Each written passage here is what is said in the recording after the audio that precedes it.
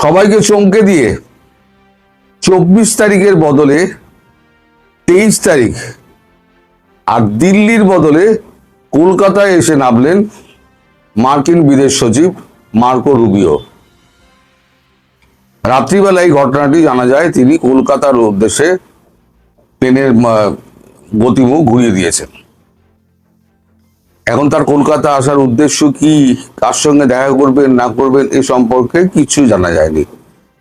তার যে শিডিউল ছিল সেই শিডিউলে সম্পূর্ণ উল্টো দিকে তিনি চলে গিয়েছেন। কথা ছিল আগে দিল্লি যাবেন, তারপর সেক্ষেত্রে আগ্রা, জয়পুর এই সমস্ত দেখবেন, শেখ হাসিনার সঙ্গে কথা বলবেন, তারপর তিনি কলকাতা আসবেন।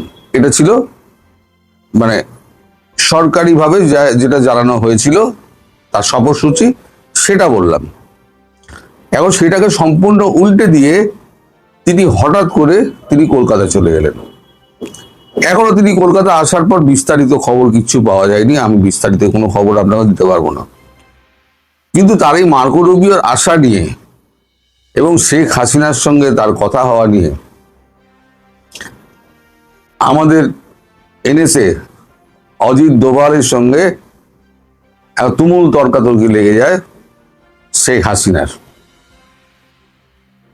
তিনি রীতিমতো ধমকেছেন, তিনি তো ধমকানি, তিনি অজিত দোভালকে রীতিমতো ধমকান। গতকালকে তার মাত্রাটা ছিল একেবারে, অন্যদিন যদি 30-40 থাকে, গতকালকে ছিল 100। মানে এরকম কথা তুমি কও কি কইটা, এই ধরনের কথা। তো ঘটনাটা কি হয়েছে আগে বলি। মার্কো রুবিওর সঙ্গে কথা বলার জন্য তাকে অনুরোধ করা হয়েছিল যে আপনি মার্কো রুবিওর সঙ্গে কথা বলুন, কারণ আমরা ব্যাকডোর চ্যানেলে আমরা একটা দ্বিতীয় পথ খুঁজছি, যেখানে ভারতের সঙ্গে মার্কিন যুক্তরাষ্ট্রের একটা প্যারালাল একটা গভর্নমেন্ট যেটা আছে, সেই গভর্নমেন্টের সঙ্গে আমরা নেগোসিয়েট করছি। সেটা ভারতের ক্ষেত্রে, বাংলাদেশের ক্ষেত্রে দুটোই। সেইখানে বেগে বসেন আমাদের বাংলাদেশের প্রধানমন্ত্রী শেখ হাসিনা। তার একটাই কথা, যারা আমার দেশকে করদ রাজ্যে পরিণত করেছে, যারা আমায় উৎখাত করেছে, যাদের জন্য আমার দেশে এত মানুষের রক্ত ঝরেছে, তাদের সঙ্গে আমি কেন বৈঠক করব? অজিত দোভাল এই নিয়ে 2-4টে কথা বলতে গেলে তিনি আরো ধমকান যে দেশটা আমার বাপের দেশ, আমার বাপের দেশ থেকে আমায় উৎখাত করে সেই বাপের দেশে অরাজকতা যারা ছড়িয়েছে তাদের সঙ্গে আপনি বলছেন আমায় কথা বলতে? আমি কখনো কথা বলবো না। তাছাড়া আমি এখন বাংলাদেশের পদাধিকারী কেউ নই, আমি কেন কথা বলতে যাব? এই নিয়ে মানে বেশ একটা গরম মানে অজিত দোভাল তো চুপ করে থাকেন, উনি বিশেষ কথা বলেন না। শেখ হাসিনার সামনে বিশেষ মুখটুকুনি খোলেন না, খুললেই ওনাকে ধমকান। তো যাই হোক, এখন শেখ হাসিনা তিনি বহু ধরে আছেন, তিনি আমেরিকার কোনো প্রতিনিধি তাদের কারোর সঙ্গে কথা বলবেন না। তার বক্তব্য, আমি দেশে ফিরি, যদি আমি ক্ষমতায় বসি তখন আমি বাংলাদেশ মার্কিন যুক্তরাষ্ট্রের ব্যাপারে আমি কথা বলবো, কিন্তু তার আগে ওই করদ রাজ্যের চুক্তি ওটা আমি কুচি কুচি করে ফেলবো। তারপরে যদি তারা মনে করে যে হ্যাঁ আমার সঙ্গে কথা বলতে তারা আসছেন বা মানে রাজি আছেন, তাহলে অবশ্যই কথা হবে। কিন্তু যতক্ষণ না পর্যন্ত ওই চুক্তি আমি কুচি কুচি করে ফেলছি, ততক্ষণ পর্যন্ত আমার সঙ্গে মার্কিন যুক্তরাষ্ট্রের কোনো সম্পর্ক নেই। আমার আগেও ছিল না, আমি পরিষ্কার বলেছিলাম মার্কিন যুক্তরাষ্ট্রের সঙ্গে আমাদের কোনো সম্পর্ক নেই। আমি দরকার হলে মার্কিন যুক্তরাষ্ট্রে যাব না, এবং মার্কিন যুক্তরাষ্ট্রে যদি আমাকে অন্য দেশে যেতে হয় মার্কিন যুক্তরাষ্ট্রকে এড়িয়ে চলে যাব। এটা উনি নাকি আগে বলেছিলেন, আমি জানি না, আপনারা ভালো বলতে পারবেন। তো এই নিয়ে গতকালকে নাকি প্রচুর আধ ঘন্টা 45 মিনিট নাকি প্রচুর চাপান উতর চলে। তারপর হাল ছেড়ে আমাদের অজিত দোভাল বেরিয়ে যান, বলেন আপনার যেটা ইচ্ছা আপনি সেটাই করবেন, আমরা আর জোর করে আপনাকে কি করবো, বলে উনি বেরিয়ে যান। এখন হচ্ছে গতকালকে শুভেন্দু গিয়েছিলেন দিল্লি, পরশুদিনকে দিল্লি গিয়েছেন, পরশুদিন দিল্লি গিয়ে অমিত শাহের সঙ্গে দেখা করেছেন, গতকালকে মোদিজির সঙ্গে দেখা করেছেন। আমি বলেছিলাম মোদিজির সঙ্গে দেখা করলে পরে উনি অর্থনৈতিক প্যাকেজ চাইবেন, কারণ রাজ্যের কোষাগারের যে অবস্থা করে রেখে দিয়েছে, 8 লক্ষ কোটি টাকা দেনা করে রেখে দিয়েছে, রাজ্য চালাবার মতো পয়সা নেই কেন্দ্রের সহযোগিতা ছাড়া। মোদিজি সেই টাকা দেওয়ার ব্যাপারে রাজি হয়েছেন এবং সমস্ত যে দেনাগুলো আছে সেই দেনাগুলো কি করে মুকুব করা যায় সে ব্যাপারেও তিনি মন্ত্রী পরিষদের সঙ্গে কথাবার্তা বলে একটা সিদ্ধান্ত নেবেন বলে উনি জানিয়েছেন।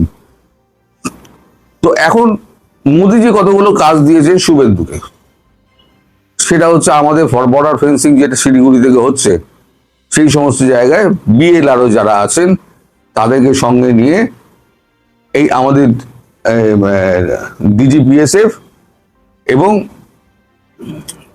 আমার আসাম রাষ্ট্রীয় রাইফেলস তাদের সঙ্গে উনি কথা বলবেন ওইখানে গিয়ে। তা এই সমস্ত ঝামেলার মধ্যে শুভেন্দু কিছুটা থাকবেন। এখন তিনি কবে ফ্রি হবেন এবং কবে শেখ হাসিনার সঙ্গে তার কথাবার্তা হবে সে ব্যাপারে কিন্তু এখনো জানা যায়নি, কিন্তু শেখ হাসিনা কলকাতা আসছেন এটা নিশ্চিত। ওনার জন্য একটা বাড়ি দেখা হয়েছে, বাড়িটা মোটামুটি আপনি বলতে পারেন আপনাদের সীমান্তের প্রায় কাছাকাছি। এখন ঘুরতে ঘুরতে যদি সীমান্তের ওদিকে চলে যান, ধরুন বেনাপোল সীমান্তের ওদিকে উনি চলে গেলেন, আখাউড়া বা বেনাপোল যে কোনো একটা সীমান্তে, আখাউড়ে যাবেন না, আপনি গেলে ফোনকা সীমান্তে যাবেন তাহলে কি অবস্থা হবে বুঝে দেখুন। এমনি কলকাতা আসছে শুনলে পরে এমনি হার্ট অ্যাটাক হয়ে যাবে, কলকাতা উপস্থিত হলে আইসিইউতে সব ভর্তি হয়ে যাবে। তারপরে উনি যদি আবার ওই সীমান্তের দরজায় গিয়ে দাঁড়ান আর পেছনে হাজার হাজার বজরং দল যদি ওনাকে ঘিরে থাকে, তাহলে পরে কি অবস্থার সৃষ্টি হতে পারে। এখানে ভারতের একটা খেলা রয়েছে, ভারতের খেলা হচ্ছে ওই যে আমি বলেছিলাম না পুতুল নাচ নাচাবো না, দড়ি ধরে পুতুল নাচ নাচাচ্ছে তারেক রহমান অ্যান্ড কোম্পানিকে। তার শেখ হাসিনা বলেছেন যে আমার দেশের যত মানুষ মারা গিয়েছে, যত শিশু মারা গিয়েছে, তার জন্য যারা দায়ী তাদেরকে আমি ফাঁসিতে লটকিয়ে ছাড়ব, আমি কাউকে ছাড়বো না।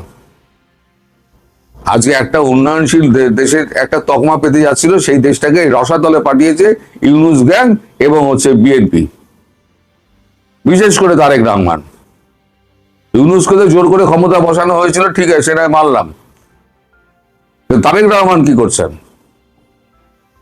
তিনি তো পুরো পাকিস্তান আর তার তুর্কিকে তিনি ডেকে আনছেন, যে পাকিস্তানকে আমি মানে আমার মাটিতে পা দিয়ে দিতাম না, সেই পাকিস্তানকে উনি ডেকে এনেছেন।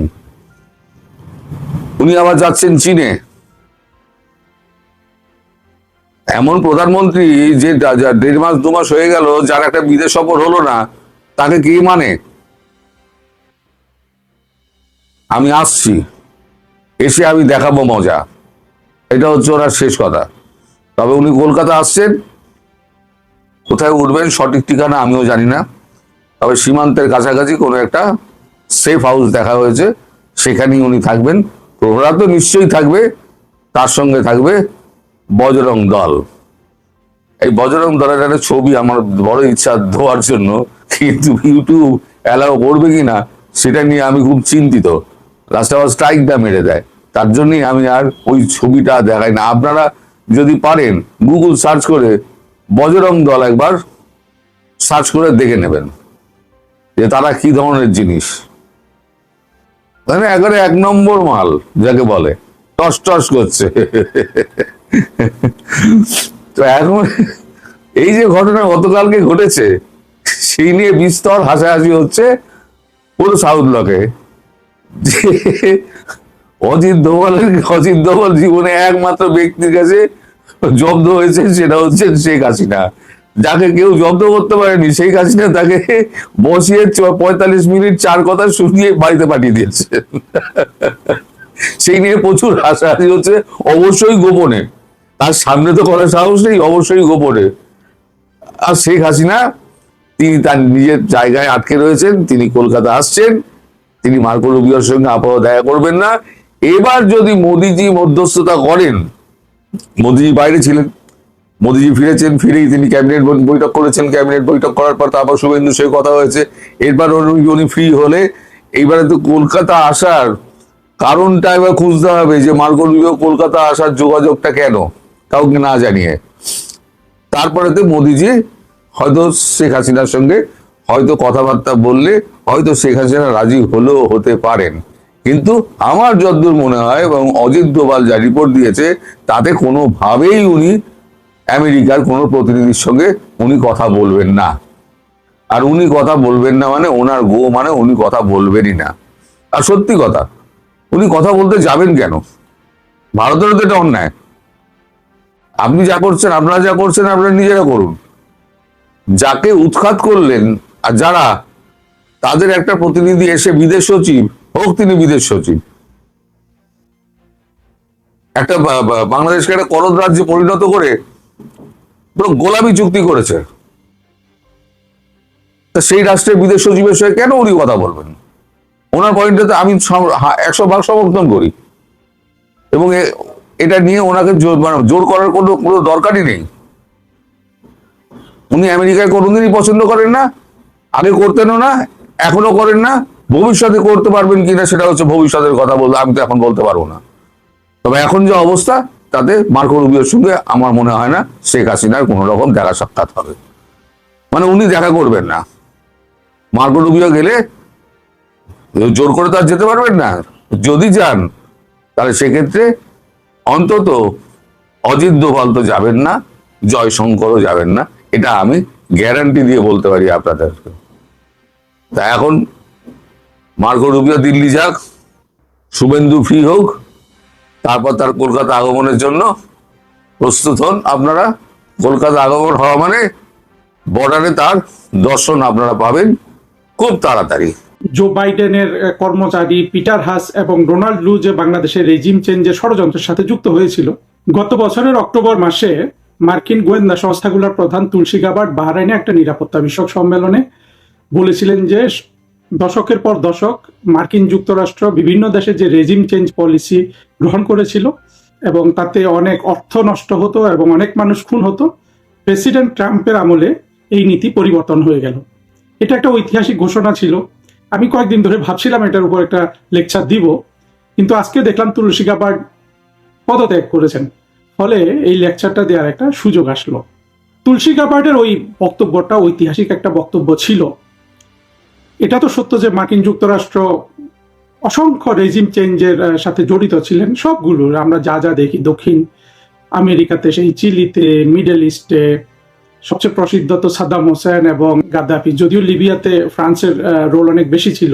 তারপরে এইসব হয়তো ট্রাম্প সাহেবের আগে সব জায়গায় মার্কিন যুক্তরাষ্ট্র রেজিম চেঞ্জ, যুদ্ধ এগুলা করতো। তো সেটা পরিবর্তন করে ট্রাম্পের সবসময় নীতি এটাই ছিল যে উনি যুদ্ধ করবেন না, আর সেই নীতিটা উনি ঘোষণা করিয়েছেন তুলসী গাবার্ডকে দিয়ে। কিন্তু পরবর্তীতে দেখা গেল প্রেসিডেন্ট ট্রাম্প ভেনিজুয়েলা আক্রমণ করেছেন, উনি ইরানে আক্রমণ করেছেন। জো বাইডেনের কর্মচারী পিটার হাস এবং ডোনাল্ড লু যে বাংলাদেশের রেজিম চেঞ্জের ষড়যন্ত্রের সাথে যুক্ত হয়েছিল, তার সরকার সেটা মেনে নিয়ে সেই বাংলাদেশের যেসব ডাকাত, গুন্ডা, বদমাশ বাহিনী, ইউনূসের নেতৃত্বে জঙ্গিরা বাংলাদেশ দখল করে রাখলো, তাদের সাথে দেখা গেল যে মার্কিন যুক্তরাষ্ট্র এক ধরনের আপোষমূলক, সহযোগিতামূলক ভূমিকা পালন করছে। মার্কিন যুক্তরাষ্ট্র তাদের দেশে বসবাস করি বিভিন্ন মার্কিন নাগরিক, যেগুলা আদিতে বাংলাদেশ বংশোদ্ভূত ছিল, তাদেরকে পাঠিয়ে দিয়েছে বাংলাদেশ ঠিক করার জন্য। তার মধ্যে সবচেয়ে প্রসিদ্ধ ছিল আলী রিয়াজ এবং এখন যে পররাষ্ট্রমন্ত্রী আছে এই খলিল সাহেব। তো এতে বোঝাটা কি গেল, মানে মার্কিন প্রেসিডেন্ট ট্রাম্প তার নিরাপত্তা সংস্থাসমূহের, গোয়েন্দা সংস্থাসমূহের প্রধানকে দিয়ে, যিনি অত্যন্ত নিজে অত্যন্ত একজন প্রসিদ্ধ মানুষ, তুলসী গাবার্ডকে দিয়ে এত সুন্দর একটা তার পলিসি প্রকাশমূলক একটা বক্তৃতা উনি দেয়ালেন তাকে দিয়ে, কিন্তু তিনি ওটাকে আর সম্মান করলেন না। প্রেসিডেন্ট ট্রাম্পের এই চরিত্রটা কিন্তু মার্কিন প্রেসিডেন্টের জন্য একটা বড় ধরনের বলবো যে আইরনিয়া যেমন হয়ে থাকবে এবং একটা হাসি তামাশার বিষয় হয়ে থাকবে। এই লোক কিছু যাই বলে তা মিন করে না, অথচ তাকে কিন্তু সবসময় মনে হতো যে মার্কিন যতগুলা প্রেসিডেন্ট ছিল ইসলামিক জঙ্গিবাদের ব্যাপারে তার অনুভব, তার জানাশোনা আমার কাছে সবচেয়ে সঠিক মনে হতো। যেটা আমরা অন্তত আরো যে দুই সুপার পাওয়ার আছে পর মার্কিন যুক্তরাষ্ট্রের পরে চীন এবং রাশিয়া, প্রেসিডেন্ট শি এবং প্রেসিডেন্ট পুতিনের কিন্তু ইসলামিক জঙ্গিবাদ সম্পর্কে ধারণা খুব সুস্পষ্ট। জঙ্গিরা কিন্তু এদেরকে ভালোবাসে, কারণ এরা আবার মার্কিন যুক্তরাষ্ট্রের প্রতিদ্বন্দ্বী, তো এই জন্য আবার ভারতকে ঘৃণা করে, সেটা ভিন্ন কারণে, ৭১-এর কারণে, বাংলাদেশের মুক্তিযুদ্ধের কারণে। প্রেসিডেন্ট শি এবং পুতিন সবচেয়ে কঠোরভাবে ইসলামিক জঙ্গিদের নিয়ন্ত্রণ করে। আপনারা বিভিন্ন সময় অতীতে দেখেছেন পুতিনের সুদীর্ঘকালের এই প্রেসিডেন্টশিপের সময় যেখানে যত জঙ্গি মাথাছাড়া দিয়ে উঠতে চেয়েছিল সবগুলোকে বিনা বিচারে মেরে ফেলেছে। শি তো ঘোষণাই করে দিছে যে জঙ্গিরা হলো একটা মানসিক ব্যাধি চীনে। সেরকম একটা বোঝাপড়া প্রেসিডেন্ট ট্রাম্পের ছিল বলে আমি আশা করছিলাম, হয়তো আছে বিষয়টা, কিন্তু প্রেসিডেন্ট ট্রাম্প দেখা গেল যে মার্কিন যুক্তরাষ্ট্রের যে প্রজ্ঞাহীন, তাদের যে সাম্রাজ্যবাদ অভিলাষ, যে প্রজ্ঞা থাকলেই অভিলাষ রক্ষা করা যায়, সেই প্রজ্ঞাহীন, সেই প্রজ্ঞা তো নাই, ফলে নির্বোধের একটা অভিলাষে এটা পরিণত হয়ে গেছে। আর প্রেসিডেন্ট ট্রাম্প এর সাথে খাপ খাওয়াই চলছেন, এবং এছাড়া তার পার্সোনালিটি যেটা, সেটাতে সবকিছুতে উনি তার এক ধরনের কি বলবো পার্সোনালিটি ডেফিসিয়েন্সি উনি দেখিয়ে যান। ফলে দেখা গেছে যে প্রেসিডেন্ট ট্রাম্পের সাথে তাদের যে এলাই মার্কিন যুক্তরাষ্ট্রের ইউরোপিয়ান কোনো নেতারাও কিন্তু খুব একটা তার সাথে দেখা সাক্ষাৎ করে না, যুক্তরাষ্ট্র ভিজিট করে না, করতে আমরা তো দেখি না। কিন্তু তিনি তো তুলসী গাবার্ডকে দিয়ে বক্তৃতাটা দিয়েছিলেন।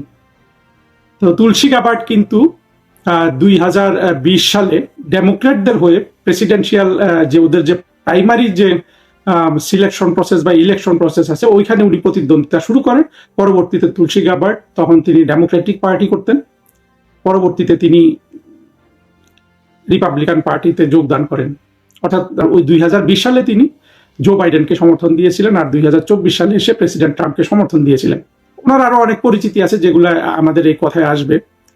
তো এটা এমন একটা ঘোষণা ছিল 2025 সালের অক্টোবর মাসে তুলসী গাবার্ডের সেই ঘোষণা, সেইটাতে যে প্রেসিডেন্ট ট্রাম্প কোনো ধরনের সম্মান দেখালেন না, এতটুকুনি কিন্তু তুলসী গাবার্ডের মতো ব্যক্তিত্বের, মানে যে ব্যক্তিত্বটা তিনি অর্জন করতে চান এবং যে অ্যাম্বিশাস এই মানুষ তুলসী গাবার্ড, বা নারী তো বলা আমি সমীচীন মনে করি না, আমি সবাইকে মানুষ হিসাবে কথাবার্তায় বলতে চাই। সেই অনুযায়ী তুলসী গাবার্ডের কিন্তু এতদিন ট্রাম্পের সাথে চাকরি করার আসলে আমি যৌক্তিকতাটা আমি অন্তত খুঁজে পাইনি। সেই জন্য আমি ভেবেছিলাম যে এটা নিয়ে আমার একটা লেকচার দেওয়া দরকার আছে। কিন্তু আজকে তুলসী গাবার্ড পদত্যাগ করলেন। এর আগেও আমরা শুনছিলাম যে ইরান যুদ্ধের সাথেও ট্রাম্পের ডিসিশন নিয়ে তুলসী গাবার্ডের মিলছে না। তুলসী গাবার্ড বলছিলেন যে ইরান তেমন কোনো থ্রেট না, এটা কিন্তু উনি প্রকাশ্যে বলেছিলেন। তো আজকে তুলসী গাবার্ড যে পদত্যাগ পত্র প্রকাশ করলেন, সেখানে উনি প্রেসিডেন্ট ট্রাম্পকে ধন্যবাদ দিয়েছেন, তাকে সম্মান দেখানোর জন্য তাকে এই পদে নিয়োগ দিয়ে। এখন তিনি বলেছেন যে তার স্বামী ক্যান্সার আক্রান্ত, হাড়ের এমন একটা ক্যান্সার যেটা খুব বেশি প্রচলিত না, এমন ক্যান্সারে আক্রান্ত। উনি ওনার স্বামীর এই অসুখের কারণে উনি এই তার সরকারি পদটা ছেড়ে দিচ্ছেন। কিন্তু আমরা যদি পূর্বাপর ঘটনাগুলো একটু ভেবে দেখি, তাহলে তুলসী গাবার্ড যেই কারণ দেখিয়ে পদত্যাগ করেছেন সেটা আসলে খুব একটা ধোপের টেকে না। ধরুন তুলসী গাবার্ড 2020 সালে উনি যে প্রেসিডেন্সিয়াল ইলেকশনের ক্যান্ডিডেট হওয়ার চেষ্টা করছিলেন, উনি ক্যান্ডিডেটও হলেন এবং প্রেসিডেন্ট হয়ে গেলেন, তাহলে কি তিনি প্রেসিডেন্ট থাকা অবস্থায় তার স্বামীর ক্যান্সার হলে কি পদত্যাগ করতেন? সাধারণত যারা এত অ্যাম্বিশাস তারা কি এই ধরনের কারণে পদত্যাগ করেন না। হ্যাঁ, এটা এমন নয় যে স্বামীর প্রতি সম্পর্ক নষ্ট হচ্ছে, ভালোবাসা কম, এগুলো নয়। এই ধরনের উচ্চাকাঙ্ক্ষী মানুষের পার্সোনাল লাইফ এবং পাবলিক লাইফকে ওইভাবেই তারা মডুলেট করে নেন, তারা সেগুলোকে একটার সাথে আরেকটা খাপ খাইয়ে নেন। সেই জন্য তুলসী গাবার্ডের বক্তব্যটা আমার কাছে গ্রহণযোগ্য মনে হয় নাই। আরেকটা জিনিস দেখবেন, তুলসী গাবার্ড কিন্তু এখনো অ্যাম্বিশাস বলেই মনে হয়, এবং আমাদের সবসময় মনে হয়েছে যে তুলসী গাবার্ড ভবিষ্যতে মার্কিন প্রেসিডেন্সিয়াল ইলেকশন করবেন। আমার কাছে বরং মনে হয়েছে যে উনি সব দিকটা রক্ষা করেছেন। উনি প্রেসিডেন্ট ট্রাম্পকে কিছু বলেন নাই প্রকাশ্যে, এটা করে উনি রিপাবলিকান পার্টির, যেহেতু উনি এখন মেম্বার, তিনি তার পার্টির শ্রদ্ধাটা ধরে রাখলেন, সমর্থন ধরে রাখলেন, পার্টির মধ্যে কোনো বিরোধ সৃষ্টি করলেন না। আর দ্বিতীয়ত উনি যে প্রেসিডেন্ট ট্রাম্প যে ওনাকে বাহরাইনে ওই বক্তৃতা দিয়ে ওনাকে পরবর্তীতে প্রেসিডেন্ট ট্রাম্প যে এই নীতি ফলো না করে, আমি এখনো বিশ্বাস করি ওই নীতিটা ঠিক মতো ফলো করলে প্রেসিডেন্ট ট্রাম্প কিন্তু মার্কিন প্রেসিডেন্টদের মধ্যে একটা ঐতিহাসিক প্রেসিডেন্ট হতে পারতেন। এটাই ছিল ট্রাম্প সাহেবের সবচেয়ে বড় সুযোগ। মার্কিন যুক্তরাষ্ট্রকে তারা যে অন্যায্যভাবে অবৈধভাবে পৃথিবীর বিভিন্ন দেশে নাক গলায়, সেটা বন্ধ করে যদি তিনি বিকল্প পথে মার্কিন স্বার্থ কিভাবে রক্ষা করা যায় ওটা খুঁজতেন, তাহলে কিন্তু প্রেসিডেন্ট ট্রাম্প একটা হিস্ট্রিক, একটা ঐতিহাসিক একটা কাজ করতেন। কিন্তু সেদিকে কিন্তু প্রেসিডেন্ট ট্রাম্প যান নাই। এই অপমানের জন্য কিন্তু তুলসী গাবার্ডের পদত্যাগ যথেষ্ট ছিল, কিন্তু সেটা করেন নাই। এখন তার স্বামী অবশ্যই যেটা বলেছেন সেটা তো সত্যই হবে। এই অবস্থায় তিনি পদত্যাগ করে তিনি সব দিক রক্ষা করেছেন। ভবিষ্যতে উনি যদি প্রেসিডেন্সিয়াল ক্যান্ডিডেট হন, সেই জন্য কিন্তু পদত্যাগের এই যেভাবে করলেন উনি, আমরা তো 100% কৌশল বলতে পারবো না, কারণ স্বামীর অসুস্থতা তো একটা বাস্তবতা। যেভাবে কাজটা হলো তাতে উনি ভবিষ্যতে প্রেসিডেন্সিয়াল ক্যান্ডিডেটও হতে পারবেন, এবং তার এই পথ খোলা থাকবে যে তিনি আজকে যে পদত্যাগটা করলেন এইটা যে পুরোপুরি তার স্বামীর জন্য না, বা উনি যে কাউকে বিব্রত না করার একটা মধ্যম পন্থা নিয়ে পদত্যাগ করেছিলেন কৌশলে, সেটা হয়তো কোনোদিন জানা যাবে। তবে এইটা কোনোভাবেই বিশ্বাসযোগ্য না যে শুধু স্বামীর ক্যান্সারের জন্য